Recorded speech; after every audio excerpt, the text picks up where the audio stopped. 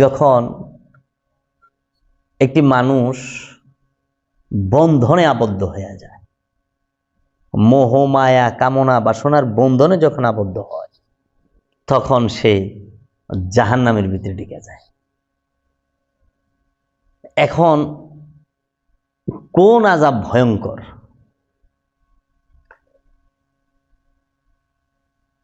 কবরের আযাবের থেকে ভয়ঙ্কর আযাব হলো জাহান্নামের আযাব। জাহান্নামের আগুন আর কবরের আযাব, জাহান্নামের কিন্তু আগুন আযাব, কবরের আযাব। তো কবরের যে আযাব, সেইটায় আপনার অন্য কোনো মানুষ ধ্বংস হবে না।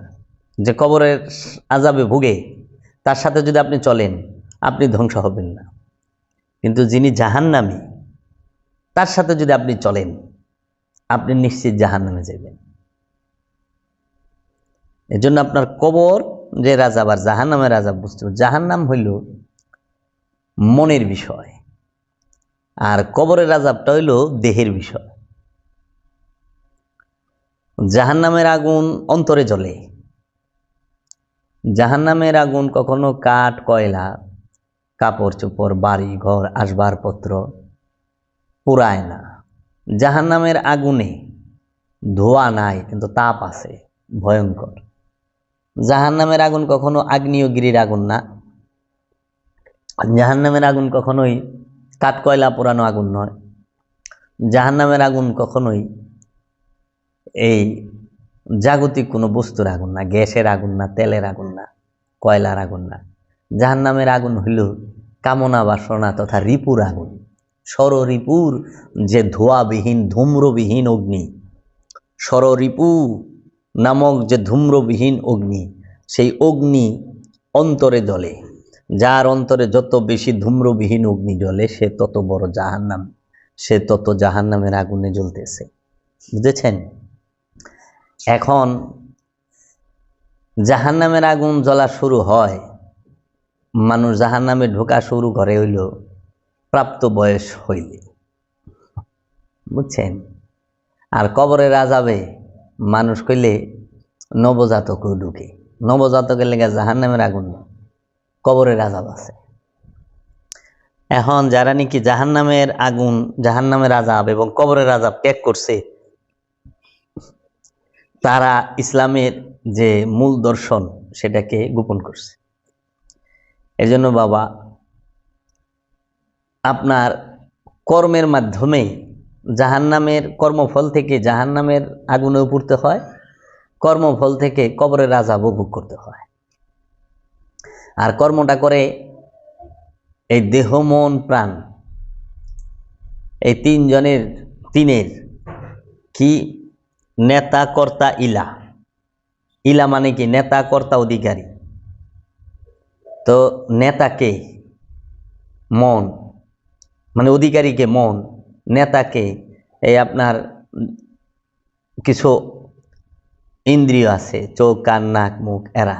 কর্তাকে হাত পা, প্রস্রাবের রাস্তা পায়খানার রাস্তা, এরা।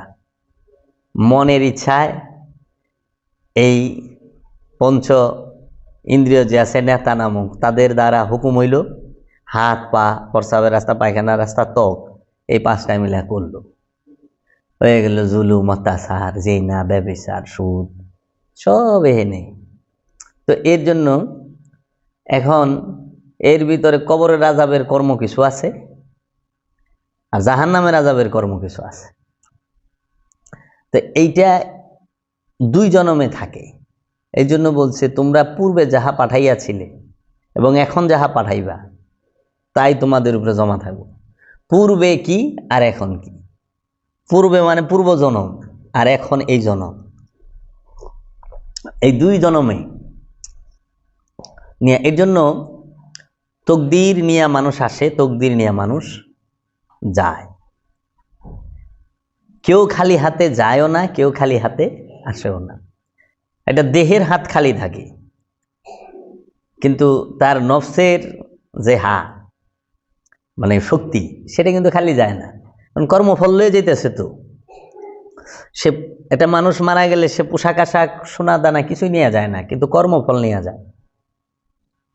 আবার একটা মানুষ আসলে সেও কোনো পোশাক আশাক পরে আসে না, গহনাগাটি পরে আসে না, কিন্তু সে কর্মফল নিয়ে আসে, তকদির নিয়ে আসে, তকদির নিয়ে যায়। যারা বলে যে ভাই আসছেন খালি হাতে আইছেন, খালি হাতে যাইবেন, এত খাম খাম করেন, হ্যাঁ ওটা সে দেহের হাতের কথা বলতেছে, কিন্তু তার কামনা বাসনা শূন্য করে সে যাইতেও পারে নাই, কামনা বাসনা শূন্য করে সে আসতেও পারে নাই। কামনা বাসনা শূন্য হইয়া যে আসে তিনি নবী, ওলি, রসুল। আর কামনা বাসনা শূন্য করে যে যাইতে পারে সে মুমিন, মুত্তাকি, মুহসিনিন, সবিরিন, ওলি আল্লাহ। বুঝছেন? এর জন্য কামনা মুক্ত, বাসনা মুক্ত হয়ে যাইতেই হবে। ওই যে শেষ কোথায় বললেন, প্রশ্ন করলেন যে বাবাই শেষ কোথায়? এই শেষ হইল যে কামনা শূন্য হয়। এখন কোনটা কামনা আর কোনটা ইবাদত, কোনটা প্রয়োজন? একটা হলো নিড, একটা হলো গ্রিড। নিড আপনার প্রয়োজন, গ্রিড আপনার ইচ্ছা। কামনা এটা পাপ, কর্ম ইবাদত। কর্ম কি আর কামনা? তাহলে কর্ম ছাড়বেন না কামনা ছাড়বেন? তো প্রতিটা মানুষের কামনা ছাড়তে হবে, কর্ম ছাড়া যাবে না। কর্ম ইবাদত, কামনা পাপ। সম্পদ অর্জন করা এটা ইবাদতের ক্ষেত্রে পড়ে, এবং সম্পদ অর্জন করা এটা প্রয়োজন, কিন্তু সম্পদ জমা করা হারাম। সম্পদ অর্জন করা হারাম না, সম্পদ জমা করা হারাম। সম্পদ খরচ করা হারাম না, সম্পদ জমা করা হারাম। ব্যয় করা হারাম না, অপব্যয় করা হারাম। ব্যয় করা যাবে, অপব্যয় করা যাবে না। সম্পদ অর্জন করা যাবে, সম্পদ জমা করা যাবে না। তাহলে এদিকে হলো কামনা পাপ, কর্ম ইবাদত, এদিকে সম্পদ অর্জন করা ইবাদত, সম্পদ জমা করা হারাম, নিষেধ। তোমরা সম্পদ জমা করিও না। হ্যাঁ, তারপরে জ্ঞান অর্জন করা ইবাদত, ফরজ। আর অজ্ঞানতাই কুফরি।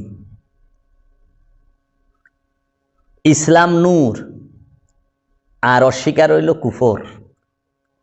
এখন আল ইসলাম নূরুন ওয়াল কুফরে যুলুমাত। অন্ধকার, কুফরি হইল অন্ধকার, আর ইসলাম আত্মসমর্পণই হইল আলো, জ্যোতি, নূর। এখন আপনি সম্পদ জমা করবেন না, সম্পদ অর্জন করবেন। আপনি কামনা করবেন না, কর্ম করবেন। এখন মানুষ আমাদের কথা বুঝে না অনেক সময়। অনেক মানুষ, সবাই না, কিছু মানুষ তারা মনে করে উনি তো কইছে যে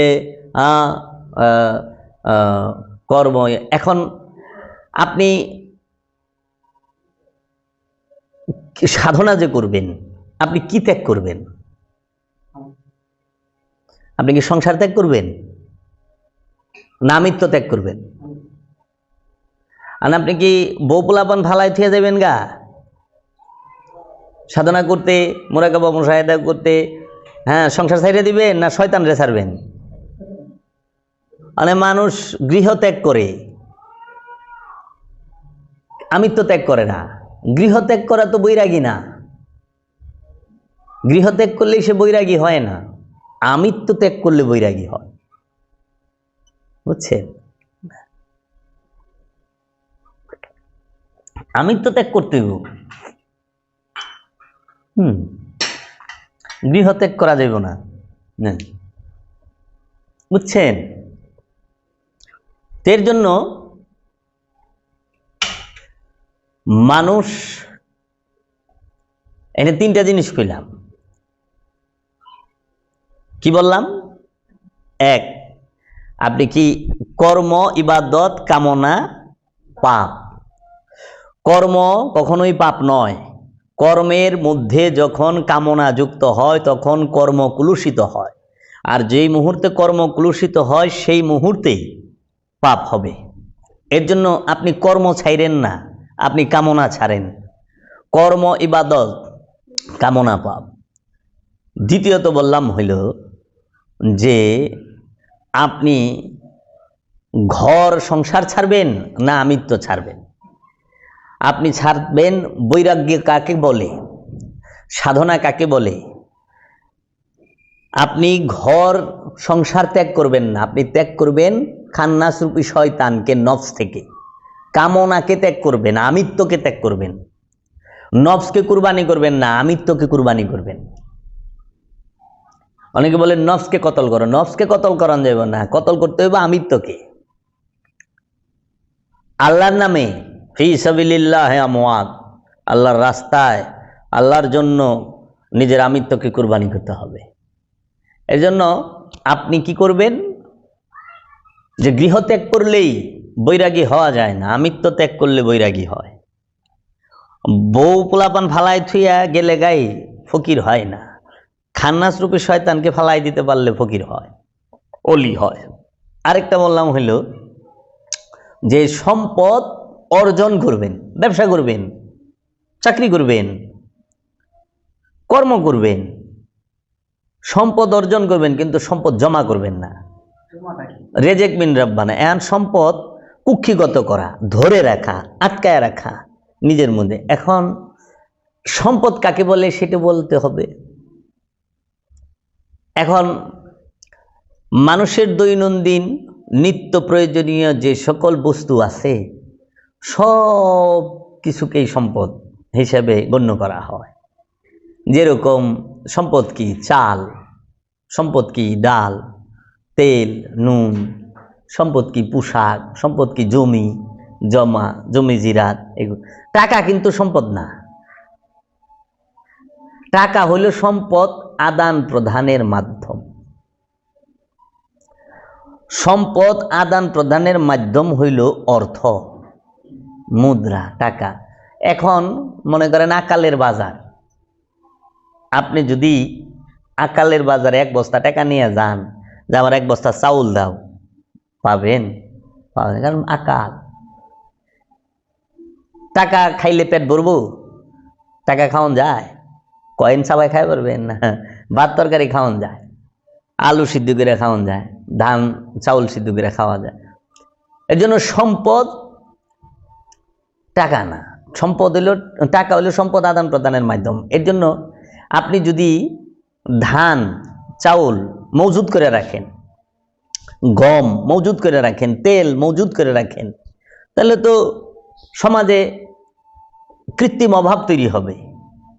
আরেকজন না খায় থাকবো, দাম বাইরে যাইব। দাম বাইরে গেলে পরে আপনি ওই ব্যক্তিকে, আরেকজনে খাবার যখনই তার ক্রয় ক্ষমতার বাইরে চলে যাব, তখনই সে 1 কেজি খাইতো, ওইটার আধা কেজি করব। এখন 1 কেজির দাম আধা কেজি কিনা লাগে, কিন্তু তার আধা কেজি খাইলে তার ক্ষুধার নিবারণ হচ্ছে না। এখন আধা কেজি কেনারও সমর্থ নাই, সে 1 পাও কিনবো, তার ক্ষুধার নিবারণ। তাহলে আপনি তার উপরে জুলুম করতেছেন কেন? আপনার একটু মুনাফার জন্য, কিছু সম্পদ বাড়ানোর জন্য। এর জন্য ইসলাম এত সুন্দর দর্শন দিছে। এরা বলে কোরআনের আইন দিয়ে ক্ষমতা চালাইব, ওরা কোরআন বুঝে? ইসলাম এত সুন্দর দিছে। ইসলাম বলছে আরাইতাল্লাযী ইউকাজ্জিবু বিদ্দীন ফাযালিকাল্লাযী আদউল ইয়াতীম। আরাইতাল্লাযী ইউকাজ্জিবু বিদ্দীন ফাযালিকাল্লাযী ইয়াদউল ইয়াতীম। আপনি কি সেই ব্যক্তিকে দেখেছেন যে দিন থেকে সর্বপ্রথম বাদ? কে সে? যে এতিমের হক মেরে খায়। ওয়াইলুল লিকুল্লি হুমাযাতিল লুমাযাত আল্লাযী জামআ মালান ওয়া আদ্দাদা ইয়াহসাবু আন্না মালাহু আখলাদা। বলতাছে না যে যাহারা সম্পদ গুনিয়া বাছিয়া রাখে তাহারাই এই সমাজের ভিতরে সমস্যা ক্রিয়েট করে। সম্পদ গুনিয়া বাছিয়া রাখা, এই সমস্ত সমাজের ভিতরে অপরাধগুলো হয় সম্পদ জমাকে কেন্দ্র করে। ইসলাম বলছে সম্পদ জমা করাই হারাম। তার মানে সকল প্রকার পাপ, মানে 90% পাপ এই এক বাণীতে শেষ। সুদ খায় কেন মানুষ? সম্পদ জমা করার জন্য। ঘুষ খায় কেন মানুষ? সম্পদ জমা করার জন্য। অন্যের হক মাইরা খায় কেন মানুষ? সম্পদ জমা করার জন্য। অন্যের জায়গা জিরাত দখল করে কেন মানুষ? সম্পদ জমা করার জন্য। চুরি করে কেন মানুষ? সম্পদের জন্য। ডাকাইতি করে কেন মানুষ? সম্পদের জন্য। ছিনতাই করে কেন মানুষ? সম্পদের জন্য। লুটতরাজ করে কেন মানুষ? সম্পদের জন্য। উচ্ছেদ করে কেন মানুষ? সম্পদকে কেন্দ্র করে। তাই ইসলাম বলছে ইসলামে সম্পদ জমা করাই হারাম। তার মানে অটোমেটিক ভাবে ইসলামের মধ্যে যারা প্রবেশ করে, মুসলমান যারা, তাহারা 90% পাপকর্ম থেকে অটোমেটিক সরে যেতেছে। সম্পদ জমাই করা যাবে না, 3 দিনের খাবার মজুদ করা যাবে না। আল্লাহ হাদিস এ রাসূল বলে রাখছে 3 দিনের খাবার। এর জন্য সুফি যে হয় সে কি করে? সবাই রে খাওয়ায়। যদি খাওয়ানোর পরে বাসে, এটা রাস্তার মোড়ে সেটা নিয়ে যায়, রাস্তার মধ্যে মুসাফিরদের মধ্যে বিলি করে দেয়, বাজারে নিয়ে যায় বিলি করে দেয়, ফ্রি খাওয়াও, তাকসিম করো, বাইটা দাও, তাকসিম করো, বন্টন করো। ইসলাম এত সুন্দর। এই ইসলামের একটা জিনিস যদি মানে, যে সম্পদ জমা করা, এই পৃথিবীতে সমস্ত যুদ্ধ, ঝুট ঝামেলা যা কিছু আছে সব সম্পদকে কেন্দ্র করে। এই যারা নাকি এখন সভ্য বলে নিজেদেরকে দাবি করতেছে, যারা অস্ত্র বানাচ্ছে, যারা অস্ত্র বিক্রি করতেছে, বিভিন্ন দেশের উপরে আগ্রাসী, বিভিন্ন দেশকে তারা জিম্মি করতেছে, অপবাদ দিয়া ওই দেশে যায় ওই দেশের সম্পদ লুট করে নিচ্ছে ক্ষমতার বলে, তারা কি করতেছে? মূল তাদের কনসেপ্ট সম্পদ জমা করা, তাদের মূল নীতি সম্পদ জমা করা। আর আল্লাহর রাসূল রাহমাতাল লিল আলামিন সরকার দু আলম সাহেবে মিরাজ মুহাম্মদ সাল্লাল্লাহু আলাইহি ওয়াসাল্লাম, আল্লাহর হাবিব বলেছেন, হে মুসলমানেরা, তোমরা সম্পদ জমা করো না। আল্লাহর রাসূল বলছেন, হে মুসলমানেরা, বিপদে পথভ্রষ্ট, জীবনে বিপথগামী হবে না, পথভ্রষ্ট হবে না যদি 2টা জিনিসকে আঁকড়ায় ধরে রাখতে পারো। একটা কিতাব আল্লাহি, আর একটা হচ্ছে ওয়া ইত্রাদাহি। একটা আল্লাহর কিতাব আর একটা আমার বংশ, রসুলের বংশকে, নবীর বংশকে আর আল্লাহর কিতাবকে যদি কেউ আঁকড়ায় ধরে রাখতে পারে, বিপথগামী, পথভ্রষ্ট হবে না। আমাদের সম্পদের, আমাদের শক্তির কমতি থাকবে না আমরা যদি এই বাণীগুলো মানি। এর জন্য বাবা, আমরা কি ছাড়বো, কি থেকে বিরত থাকবো, আর কি করব কি করব না, কি করা যাবে কি করা যাবে না, সেটা তো স্পষ্ট বইলা দিছে। সেটা আমরা বলি না। আমাদের সমাজে ছাড়তে হবে, অন্যের হক মারা যাবে না, এইটার কথা কেউ বলে না। সুদ খাওয়া যাবে না, এইটার কথা বলে না। বলে কি, চলেন স্বর্গে যাই, চলেন জান্নাতে যাই, জান্নাতে যেতে হবে, জান্নাতে যেতে হবে। কারণ জান্নাতে যাইবার সুরেও চায়, সুরে তো চুরি ছাড়বার চায় না।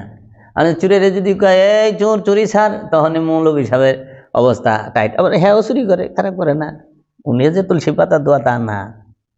এর জন্য ওই জান্নাতে যাই, কারণ ইমাম সাহেবও যাইবার চায়, সুরেও যাইবার চায়, মুসল্লিও যাইবার চায়, ডাকাইতেও জান্নাতে যাইবার চায়, সবাই জান্নাতে যাইব গা।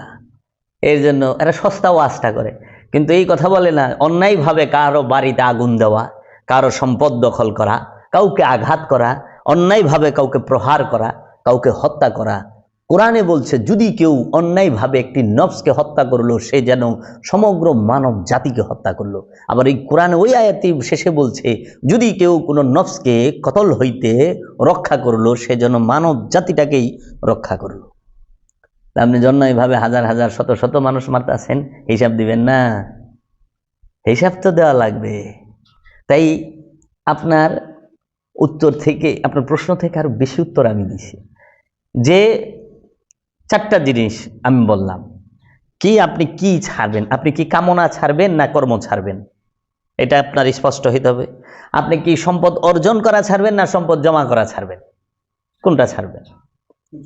আচ্ছা, তাহলে আপনি ছাড়বেন কামনা, এবার কর্ম ছাড়বেন না, কর্ম ইবাদত, কামনা পাপ। আপনি সম্পদ জমা করা ছাড়বেন, সম্পদ অর্জন করা ছাড়বেন না।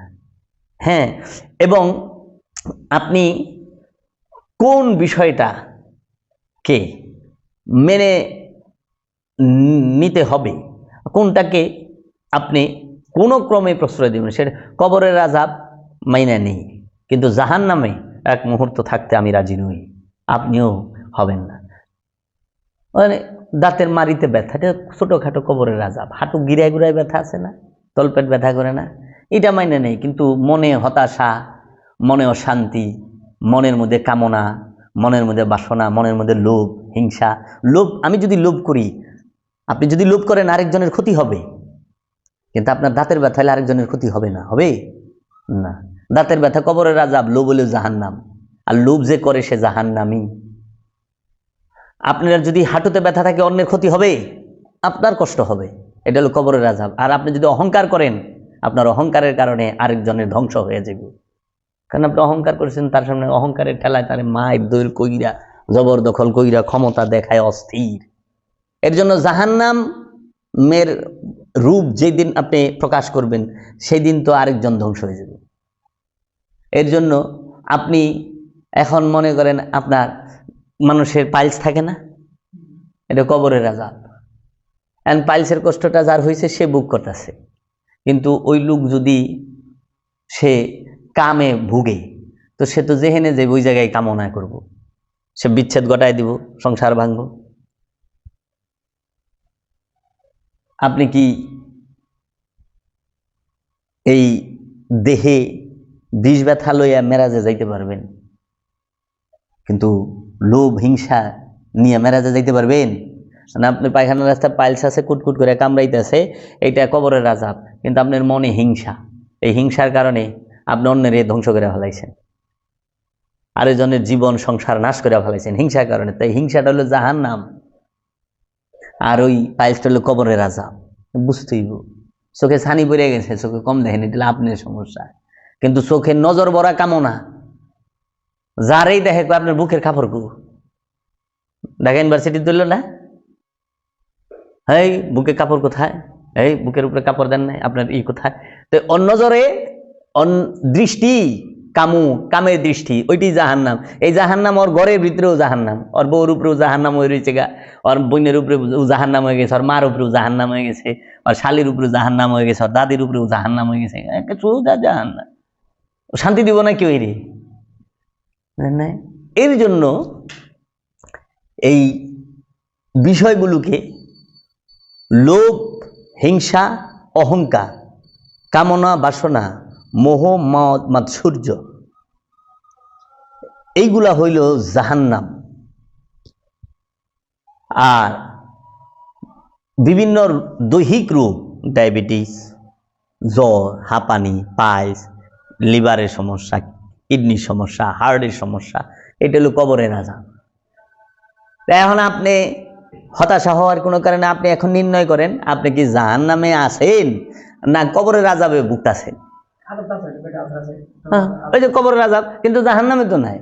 যদি হতাশায় থাকেন, সবসময় ডিপ্রেশনে থাকেন, সবসময় চিন্তায় থাকেন, হতাশা, সবসময় লোভী হয়ে থাকেন, সবসময় কামুক হয়ে থাকেন, 24 ঘন্টা আপনি হিংসুক, 24 ঘন্টা আপনি রাগী, 24 ঘন্টা আপনি জমা করার নিয়তে বই রয়েছেন, মনে রেখেন জাহান্নামে যাইবেন না, আস্তা জাহান্নাম হইয়া বই রয়েছেন। আপনি আপনি নিজে জাহান্নামে এবং নিজেই জাহান্নাম। এই জাহান্নাম যেহেনে ডুববো ওই জায়গায় আগুন ধরে যাব। আর এটা এমন এক আগুন, পুড়বো কিন্তু মরবো না। লাকড়ির আগুনে পুড়লে ছাই হয়, জাহান্নামের আগুনে পুড়লে কেউ ছাই হয় না। এর লেগে দেখেন না আমার কাছে যে রূপক কথাগুলো বলে যে জাহান্নামের ভেতরে হাতুড় দিয়ে মাথায় পিটাবে, মগজগুলো ছিন্ন ভিন্ন হবে, আবার এক হবে। এটা হলো রূপকতা বোঝায় যে জাহান্নামের আগুন কখনোই কয়লার আগুন, কয়লার আগুনে পুড়ে ছাই হয়ে যায়, আর রিপুর আগুনে পুড়ে মরে না, ছাই হওয়ার সিস্টেম নাই, ধুকতুকায় জ্বলবো। এর জন্য বাবা আপনার হতাশা শেষ হয় না। কেন হতাশা শেষ হয় না? হতাশা শেষ এর জন্য হয় না, আপনি নির্ণয় করতে পারতেছেন না, বুঝতেছেন না যে আসল বিষয় কোনটা। আমি অনেকে বলে, আমাকে অনেকে বলে যে বাবা আমি তো বউ পোলাপান ছাইরে আয়া পারতাছি না, সংসারে বন্ধনে আমি এখন কি করি, আমার তো আটকে গেছে। বাবা তোমার বউ পোলাপান ছাড়তে কইছে কি? কোন নবী বউ পোলাপান ছাড়ছে? আত্মীয় স্বজন তো কোনো নবী রসুল অলি আল্লাহরা ছাড়ে নাই। বউ পোলাপান ছয় সংসার কোনো নবী রসুল অলি আল্লাহরা ছাড়ে নাই। বরঞ্চ উল্টা হয়েছে কি, আত্মীয় স্বজনরা নবীকে বাইর করে দিছে।